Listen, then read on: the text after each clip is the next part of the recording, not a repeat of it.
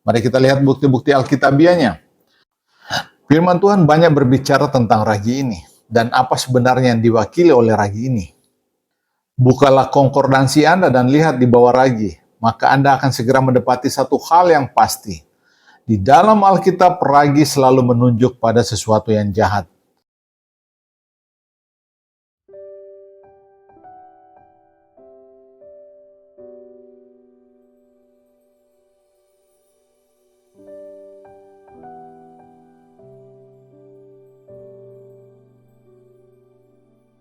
Hari ini kita akan membahas satu lagi pengajaran Yesus melalui perumpamaan. Dan kali ini kita akan mengulas perumpamaan tentang ragi yang dicatat di Matius 13 ayat 33. Mari kita dengar dulu Matius 13 ayat 33 ini. Dan ia menceritakan perumpamaan ini juga kepada mereka. Hal kerajaan surga itu seumpama ragi yang diambil seorang perempuan dan diadukan ke dalam tepung terigu 3 sukat sampai khamir seluruhnya. Ada begitu banyak hal yang dikatakan Yesus hanya dalam satu ayat ini. Kebanyakan dari kita membutuhkan waktu yang panjang untuk mengatakan satu hal. Akan tetapi Yesus dapat mengatakan begitu banyak hal hanya dalam satu ayat. Apa yang dapat kita lihat dari ayat ini? Izinkan saya melukiskan gambarannya bagi Anda. Yesus sedang mengatakan sesuatu seperti ini kepada murid-muridnya. Lihat pada jendela itu, apakah kamu melihat perempuan itu? Murid-muridnya berkata, ya, kami melihat dia. Apakah kamu melihat dia sedang membuat adonan dari tepung terigu? Ya, kami dapat melihat dia sedang membuat adonan. Ia akan membuat beberapa roti atau mungkin kue. Ya, kami dapat melihatnya. Dan tahukah kamu apa yang dia lakukan sekarang? Ia mengambil sedikit ragi dan memasukkannya ke dalam adonan. Sekarang ia sedang mengaduk tepung itu supaya ragi bercampur dengan adonan sampai khamir seluruhnya. Hari ini kita sudah punya tepung yang naik sendiri atau self-rising, di mana ragi sudah dicampurkan ke dalam tepung. Namun pada zaman itu mereka tidak ada tepung yang naik sendiri. Bahkan pada masa sekarang ini di mana tepung naik sendiri sudah tersedia di pasaran, masih banyak orang yang lebih suka menggunakan ragi untuk mendapatkan hasil yang lebih baik. Mereka mengadukkan ragi ke dalam tepung sehingga khamir seluruhnya. Adonan itu mengembang apabila ditempatkan di tempat yang tidak terlalu panas dan tidak terlalu dingin. Mereka yang pernah membuat roti tahu apa yang saya maksudkan. Saya pernah membuat roti sebelumnya, saya suka makan roti yang saya buat sendiri. Saya mengaduk ragi ke dalam adonan dan menempatkannya di tempat yang hangat, dan Anda akan melihat adonan itu naik. Adonan itu dipenuhi dengan udara, ia mengembang dan kemudian menjadi halus dan lunak. Setelah dibakar, ia menjadi lembut dan dapat dipecahkan ketika Anda memakannya. Melalui perumpamaan ini, Yesus sedang menunjukkan beberapa pengajaran rohani yang penting. Hanya ada dua cara untuk memahami perumpamaan ini, dan saya akan menjelaskannya.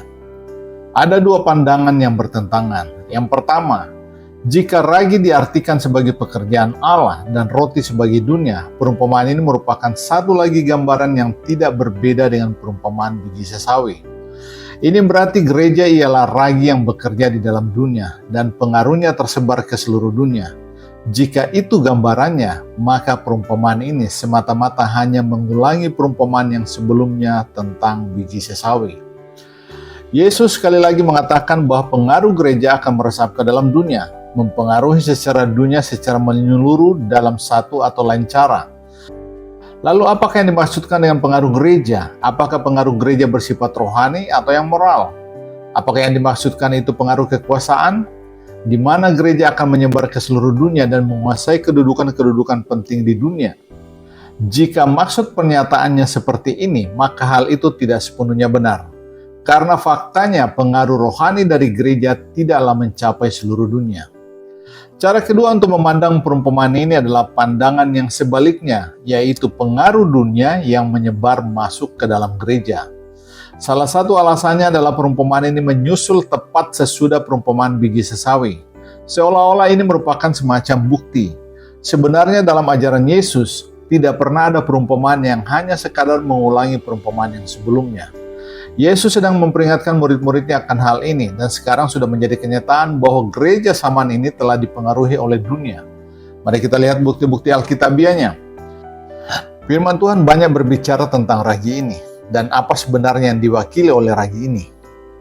Bukalah konkordansi Anda dan lihat di bawah ragi, maka Anda akan segera mendapati satu hal yang pasti. Di dalam Alkitab, ragi selalu menunjuk pada sesuatu yang jahat. Ini adalah fakta yang disajikan setiap kamus Alkitab.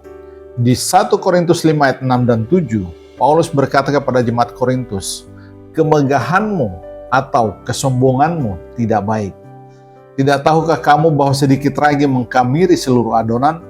Buanglah ragi yang lama itu, supaya kamu menjadi adonan yang baru, sebab kamu memang tidak berragi, sebab anak domba Paskah kita juga telah disembelih, yaitu Kristus."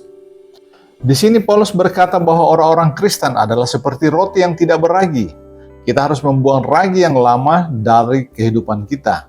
Di 1 Korintus 5 berbicara mengenai dosa serius yang terjadi di dalam jemaat Korintus, di mana ada orang yang hidup dengan istri ayahnya. Ini sangat mengerikan.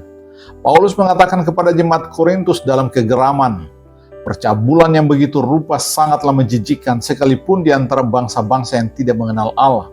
Dan kamu berani melakukan dosa seperti itu dalam gereja? Aku mengucilkan orang ini, lempar dia keluar dari gereja. Buanglah ragi itu dari gereja, keluarkan pengaruh dosa itu supaya ia tidak mengotori seluruh gereja." Pada zaman itu gereja berani menangani dosa dengan keras. Mereka adalah gereja-gereja yang kuat dan mereka berani menangani dosa-dosa di dalam gereja. Hari ini semuanya diam ketika seseorang di dalam gereja berbuat dosa karena dosa dianggap enteng. Apa salahnya jika kita sedikit lembut dengan dosa? Akan tetapi Paulus tidak ada waktu untuk hal semacam itu. Ia berbicara dengan terus terang saat ia memberitahu jemaat Korintus untuk membuang ragi itu. Paulus menyatakan hal yang sama di Galatia 5 ayat 9. Sedikit ragi telah membuat seluruh adonan mengembang. Dalam konteks ini ia berbicara tentang pengaruh ajaran sesat di dalam gereja, yaitu kembali kepada sunat. Ragi selalu mengacu kepada sesuatu yang jahat di dalam Alkitab. Itulah sebabnya di bawah hukum Taurat, persembahan tidak boleh dipersembahkan dengan ragi di dalamnya. Roti harus dipersembahkan tanpa ragi. Pada setiap perayaan Paskah, ragi harus dibuang dari setiap rumah orang Yahudi, dan mereka masih melakukannya sampai hari ini. Mereka harus memakan roti tidak berragi karena ragi adalah tanda kejahatan. Inti dari perumpamaan ini adalah peringatan Yesus kepada murid-muridnya pada waktu itu, dan kepada kita semua pada waktu sekarang ini, bahwa kerajaan Allah memang akan menyebar ke seluruh dunia, tetapi aku ingin memberitahu kamu sesuatu yang lain.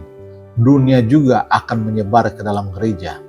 Pemikiran-pemikiran dunia dan cara-cara fungsi dunia telah berangsur-angsur mempengaruhi gereja.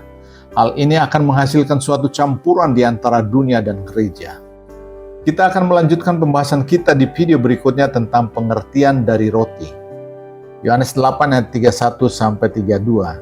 "Jikalau kamu tetap dalam firman-Ku, kamu benar-benar adalah murid-Ku, dan kamu akan mengetahui kebenaran, dan kebenaran itu akan memerdekakan kamu."